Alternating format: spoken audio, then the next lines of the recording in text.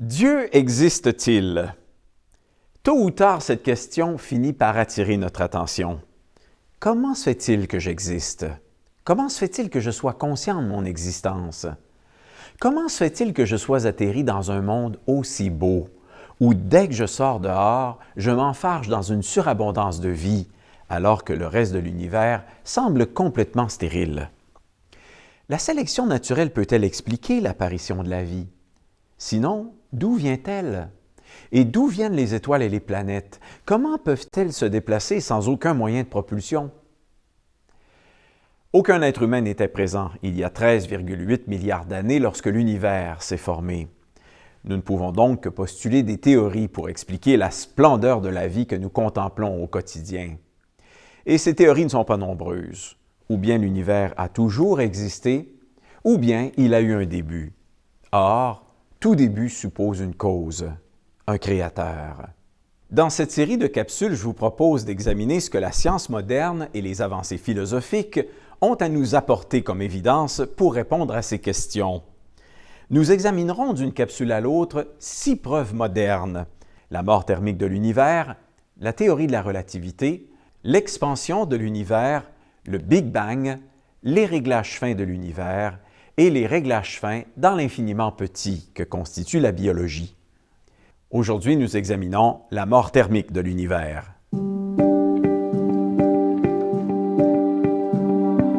Cette capsule vidéo est en grande partie basée sur les informations regroupées dans le livre Dieu, la science, les preuves, l'aube d'une révolution, écrit par Michel-Yves Bolloré et Olivier Bonassis.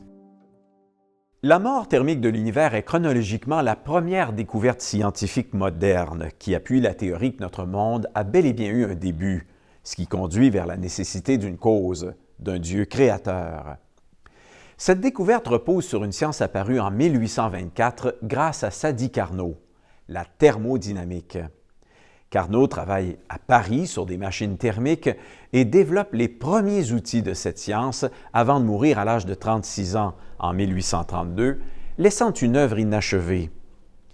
33 ans plus tard, Rudolf Clausius reprend les travaux de Carnot et, bénéficiant des travaux additionnels de Lord Rumford et d'Hermann von Helmholtz, énonce en 1865 ce qui sera bientôt appelé le second principe de la thermodynamique.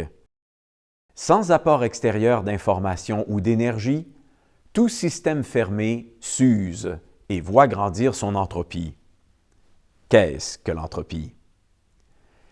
L'univers peut être vu comme un feu qui brûle dans une cheminée. C'est une expérience à laquelle vous avez certainement déjà assisté. Alors que l'on se chauffe autour d'un feu, on observe simultanément les bûches qui se consument, se désagrègent, se détériorent graduellement avec le temps. Il ne restera éventuellement de ce feu que des cendres refroidies. Ce feu a eu un début, il ne brûle pas depuis toujours. Puis, il se consume à une vitesse mesurable.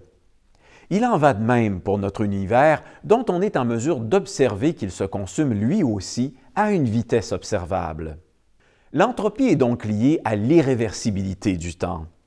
L'entropie se définit comme le principe irréversible de la dégradation de l'énergie, l'augmentation du désordre et l'affaiblissement de l'ordre de tout système fermé dans le temps. Le second principe de la thermodynamique s'oppose à la théorie d'un univers qui existerait depuis toujours, se renouvelant éternellement en boucle, théorie à laquelle on a donné le nom de Big Crunch. 50 ans après Carnot, Ludwig Boltzmann est parvenu à modéliser mathématiquement l'entropie par la formule suivante qu'Albert Einstein a déjà déclarée être la formule la plus importante de la physique, que Boltzmann ira d'ailleurs jusqu'à faire graver sur sa tombe. On déduit de cette formule que le désordre ne peut statistiquement aller qu'en augmentant dans un système clos, jamais autrement, jamais le contraire. Rappelons qu'un système clos est un système dans lequel il n'y a aucun apport extérieur d'information ou d'énergie. Lorsque l'on compare un feu de foyer à notre univers, il faut alors se demander si l'univers lui-même est un système clos. Eh bien, de l'aveu même des athées, l'univers est un gigantesque système clos puisqu'il représente, selon la vision matérialiste, tout ce qui existe et que rien n'existe en dehors de lui.